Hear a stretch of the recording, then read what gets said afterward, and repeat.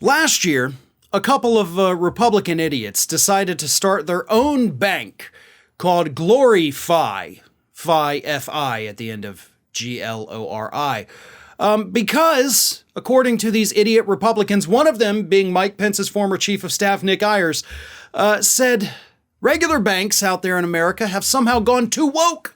So we're starting an anti-woke conservative bank. We just, need a lot of money to do it. And they got tens of millions of dollars, in startup capital to start their own conservative bank.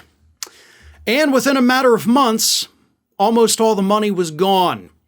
And this week it was announced that the bank's CEO, man by the name of Toby Nuj Bower, was resigning after reports suggested that Mr. Nuj Bauer had a terrible temper and was prone to drinking on the job. And it was probably pretty easy for him to drink, seeing as how they were running the entire company out of his mansion, which, for the record, is actually designed to look like the White House in Texas. Now, does that sound like the kind of bank you want to go to? Where your CEO is allegedly drinking on the job, screaming at employees that are working out of his own house that he has designed to look like the White House, and they've already blown through tens of millions of dollars doing God knows what because there's no actual bank to speak of. But just because the CEO resigned doesn't mean the bank is over with. Oh God, no. He's actually still going to serve as an executive chairman. He's just not going to be the CEO anymore, right? He's still kind of in charge, but he's not totally in charge. And they've now moved all the employees, the ones that are left, because they did have massive layoffs, because like I said, they're damn near bankrupt.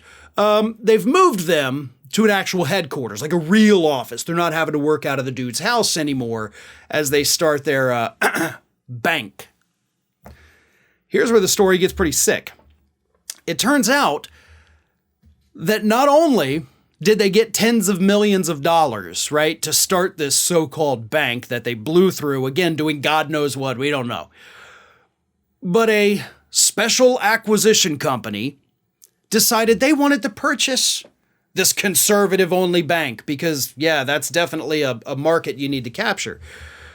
So they valued this special acquisition company, much like Digital World Acquisition and Donald Trump's social media company.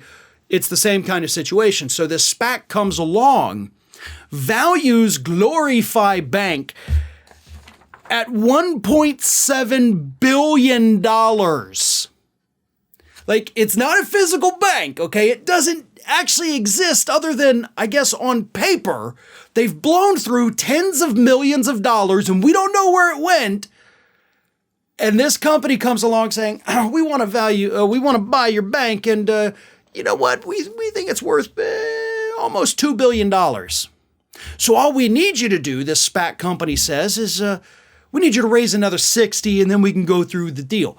Now this bank, so-called bank, Glorify, has already missed multiple different deadlines, right? They didn't launch when they were supposed to launch. Like I said, there's no actual physical bank locations. And they only have 48,291 total customers. So if you're talking about 48,000 people, you know what? Let's give them the benefit of the doubt. Let's say it's 50,000 people. And let's say that those 50,000 people each have $10,000 in the bank, which is probably way generous, right? Most Americans do not have that kind of money in the bank whatsoever. But even if they had that, you're looking at a bank that has assets of what? $50 million? If I did my math correctly in my head, which I don't know if I did, maybe it's 5 million, I think it's 50, but $50 million? You've already blown through tens of millions. You can't have a bank survive on $50 million. You signed up a grand total of 5,000 new accounts after Candace Owens promoted your app. That's it, 5,000 people. So you got what, maybe $10,000 off that? And this special acquisition company valued you at $1.7 billion? Something smells a little fraudy here. You got no money. How are you valued at $1.7 billion unless there's something shady as hell going on? See, this is the kind of thing that I think warrants some kind of investigation from the feds, because a bank that doesn't have any money and only has a couple thousand customers isn't worth $1.7 billion. So it seems like the special acquisition company, which is DHC Acquisition Corp., maybe there's a little something shady happening there that the feds might want to look into before a lot of investors get screwed. Hey everyone, this is Aspen.